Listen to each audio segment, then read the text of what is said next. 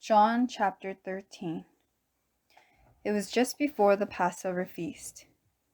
Jesus knew that the time had come for him to leave this world and go to the Father. Having loved his own who were in the world, he now showed them the full extent of his love. The evening meal was being served, and the devil had already prompted Judas Iscariot, son of Simon, to betray Jesus. Jesus knew that the Father had put all things under his power, and that he had come from God and was returning to God. So he got up from the meal, took off his outer clothing, and wrapped a towel around his waist.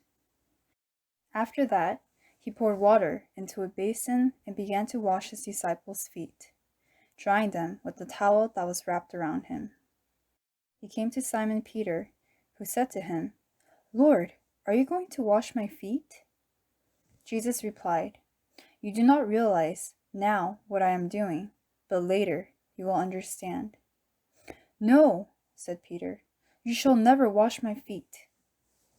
Jesus answered, "Unless I wash you, you have no part with me."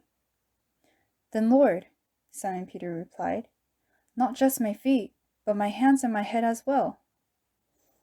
Jesus answered, "A person who has had a bath needs only to wash his feet. His whole body is clean.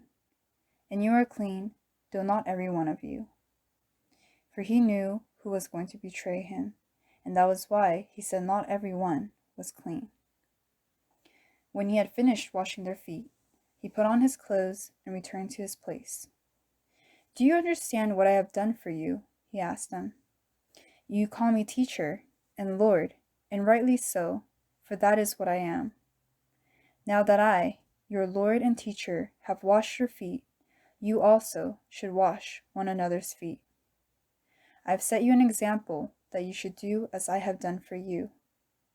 I tell you the truth, no servant is greater than his master, nor is a messenger greater than the one who sent him. Now that you know these things, you will be blessed if you do them." I am not referring to all of you. I know those I have chosen. But this is to fulfill the scripture. He who shares my bread has lifted up his heel against me.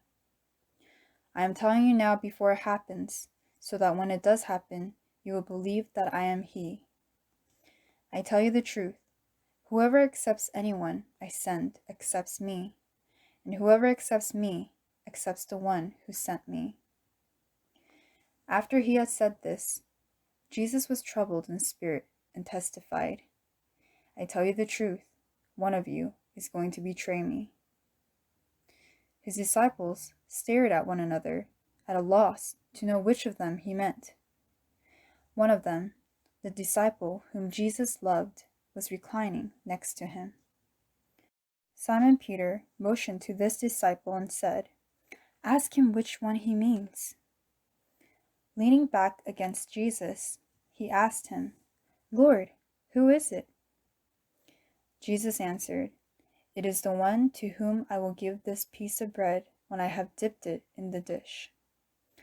Then, dipping the piece of bread, he gave it to Judas Iscariot, son of Simon. As soon as Judas took the bread, Satan entered into him. "What you are about to do, do quickly," Jesus told him. But no one at the meal understood why Jesus said this to him. Since Judas had charge of the money, some thought Jesus was telling him to buy what was needed for the feast, or to give something to the poor. As soon as Jesus had taken the bread, he went out, and it was night.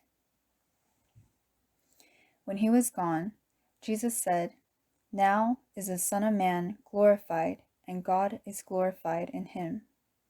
If God is glorified in him, God will glorify the Son in himself and will glorify him at once. My children, I will be with you only a little longer. You will look for me, and just as I told the Jews, so I tell you now, where I am going, you cannot come. A new command I give you, love one another. As I have loved you, so you must love one another. By this all men will know that you are my disciples if you love one another."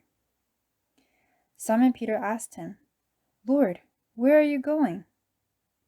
Jesus replied, "Where I am going, you cannot follow now, but you will follow later."